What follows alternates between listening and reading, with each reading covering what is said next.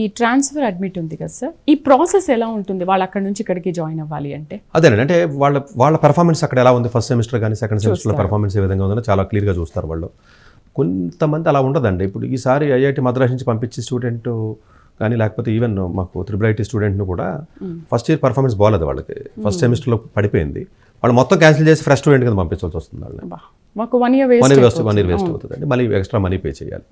So చెప్పలేమండి అది, అంటే అతను ఏ కాలేజ్ చదువుతున్నాడో, ఏ బ్రాంచ్ చదువుతున్నాడో, అతనికి 10th 12th స్కోర్లే ఉన్నాయి, ఎక్స్ట్రా ఏదైనా స్కోర్స్ ఉన్నాయా, శాట్ లాంటివి అలాంటివి ఏమన్నా ఉన్నా, ప్లస్ అతను అక్కడ ఫస్ట్ ఇయర్ పర్ఫార్మెన్స్ ఏ విధంగా ఉంది, ఇవన్నీ ఫ్యాక్టర్స్ అండి. ప్లస్ రికమెండేషన్ లెటర్స్ ఎవరిస్తారు, ఇవన్నీ చాలా ఫ్యాక్టర్స్ ఉంటాయండి. ఇవన్నీ దృష్టిలో పెట్టుకుని మనం డెసిషన్ తీసుకోవాలండి. అందరికీ యూఎస్ సెట్ కాదండి. ఇప్పుడు నేను చెప్పిన ఐఐటి మద్రాస్ అబ్బాయిని ఇంపీరియల్కి పంపిస్తున్నాం మనం, అతనికి యూఎస్ కాకుండా ఇంపీరియల్ అంటే ఆల్మోస్ట్ మీకు వరల్డ్ ర్యాంకింగ్లో నెంబర్ 2 ఉంటుంది, అది MIT తర్వాత అదే ఉంటుంది. సో ఆ కాలేజీకి అతను కంప్యూటర్ సైన్స్కి వెళ్తున్నాడు, బట్ ఎలక్ట్రికల్ చదివాడు అబ్బాయి. సో అట్లాగే మీకు ఇప్పుడు IIIT హైదరాబాద్లో ఉన్న స్టూడెంట్ కూడా అంతేనండి, అతను ఈసీ చదువుతున్నాడు, సిఎస్కి వెళ్తున్నాడు, బట్ అతను యూఎస్ వెళ్తున్నాడు. ఒక అతను బిట్స్ స్టూడెంట్ అతను NYUకి వెళ్తున్నాడు, న్యూయార్క్ యూనివర్సిటీకి పంపిస్తున్నాం మనం.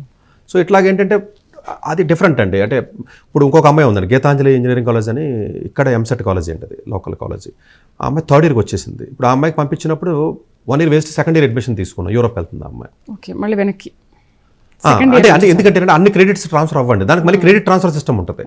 సో కొంత అండర్స్టాండింగ్ ఉండాలండి, కోర్స్ డిస్క్రిప్షన్, మళ్ళీ ఆ కోర్స్ డిస్క్రిప్షన్ ఈ కోర్స్ డిస్క్రిప్షన్ చూడాలండి, చూస్తారు.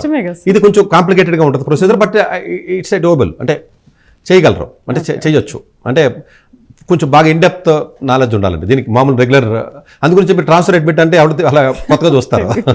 అంటే ఇప్పుడు ఇవన్నీ ఏంటంటే ఇప్పుడు ఇంటిగ్రేటెడ్ మెడిసిన్ అని చెప్పాను 2 రాష్ట్రాల వాళ్ళకి, అలాగే ఇంతకుముందు తెలియదు అలా యూఎస్లో ఇంటిగ్రేటెడ్ మెడిసిన్ చేయొచ్చు అనేది. అది అప్పుడు మా బాబు వెళ్ళాడు కాబట్టి తెలిసింది తప్ప, అసలు అంతకుముందు ఇప్పుడు ఆ పేరు వినుండరు, యూఎస్లో అడిగినా కూడా తెలియదు. యూఎస్లో 100 మందికి ఫోన్ చేసి ట్రై చేసినా కూడా తెలియదు అంటారు వాళ్ళు. బట్ అదొక ఆప్షన్ ఉంటుంది. అంటే ఇట్లాగేంటంటే ఇవన్నీ స్పెషలైజ్డ్ ఆప్షన్స్ ఉంటాయండి, వీటిని కొంతమంది యూజ్ చేసుకుంటారు. అంటే డజన్ మీన్ దట్ మనమే పంపిస్తున్నాం కదండి, జనరల్గా ఎవరి 2-3 వెళ్తూ ఉంటారు. ఎలాగంటే ఎందుకుంటారండి, 2017లో ఒక అబ్బాయి వెళ్ళాడు, IIT ముంబై నుంచి 19లో అబ్బాయి వెళ్ళాడు, చిరాక్ అబ్బాయి వెళ్ళాడు, చాలా మంది వెళ్తూ ఉంటారండి. బట్ రేర్గా వెళ్తూ ఉంటారు, ఎందుకంటే అంటే నా ఉద్దేశం ఏంటంటే మిగతా వాళ్ళకి పాపం అవకాశం లేక. అందుగురించి ఇప్పుడు ఎవరికైతే రిజల్ట్ వచ్చిందో, JEE రిజల్ట్ వచ్చిందో, వాళ్ళందరూ నెక్స్ట్ ఇయర్ ట్రాన్స్ఫర్ అవ్వాలనుకున్న వాళ్ళందరికీ ఇచ్చిన సలహా ఏంటంటే హాలిడేస్లో SAT ఎగ్జామ్ రాసేయండి.